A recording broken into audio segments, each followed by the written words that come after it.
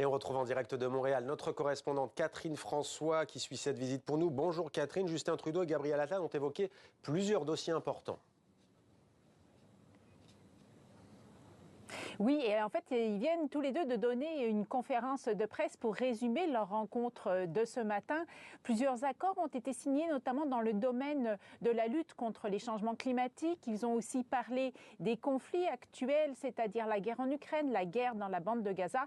Et puis aussi, un sujet très important, ce fameux CETA, cet accord de libre-échange qui a été conclu entre le Canada et l'Union européenne en 2016 et qui a pris du plomb dans l'aile depuis que le Sénat en France l'a rejeté il y a 3 semaines. C'est un geste qui a beaucoup déçu ici du côté de l'Atlantique. Alors le Premier ministre français vient rassurer ses partenaires canadiens et il a dit tout à l'heure que finalement c'était un accord gagnant-gagnant et le Premier ministre Justin Trudeau a abondé dans son sens.